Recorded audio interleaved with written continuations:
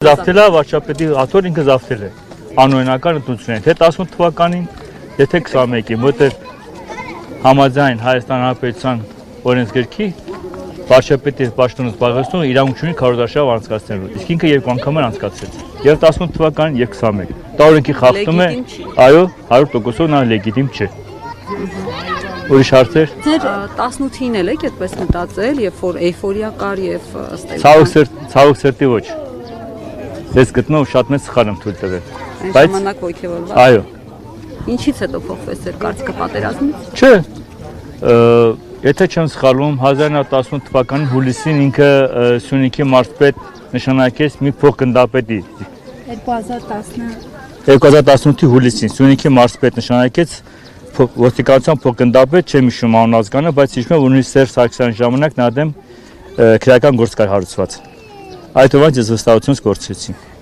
Հարգելի քաղաքացի, որոնք են առաջին հանրապետության դասերը, ձեզ որոնք պես համար պիտի ուսուցողական լինեն այսօր։ Համախմբումը մեր իղձերի, մեր նպատակի, մեր հայրենիքի, մեր ժողովրդի շուրջ։ Բայց այսօր կա հայ ժողովրդի մեջ համախմբումից ձեզ համախմբված են որևէ գաղափարի շուրջ։ Գաղափարի շուրջ համախմբված են, համենայն դեպս գործողությունների շուրջ համախմբված չեն։ Գաղափարի շուրջ, այո, գործողությունների դեմ ոչ։ Որ պետք է ազատվենք այս բռնակալից։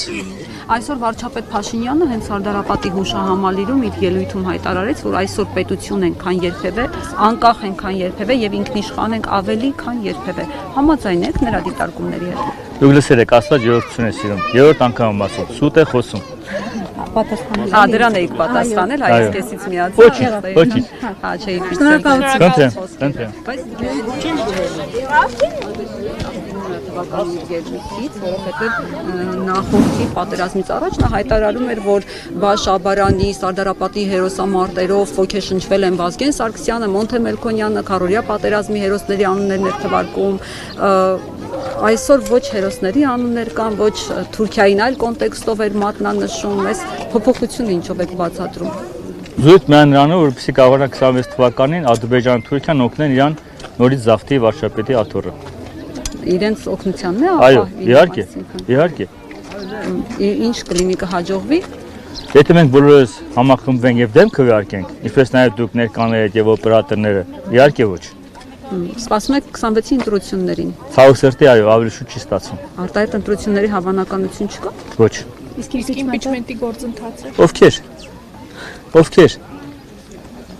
Նույն սանրի կտավն են։ Լևոն Տեր-Պետրոսյան, Ռոբերտ Քոչարյան, Սերժ Սարգսյան, Նիկոլ Փաշինյան։ Նույն սանրի կտավն են։ Ինչու է այդ համոզումը ձեզ մոտ։ Ես դուք նշում եք նաև նախագահների անուններ, որոնց օրոք Արցախի հանրապետությունը կար, երկու հայկական պետություն։ Ես այդպիսի բան չեմ նշել։ Սխալվում եք, ես այդպիսի բան չեմ ասել։ Ուրիշ եթերից եք, ինչ-որ մեկի հետ շփոթել եք։ Ես չկա։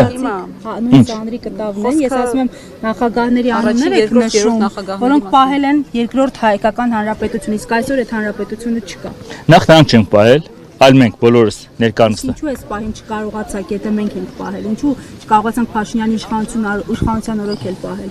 Խաբվեցինք 18 թվականին եւ նույնը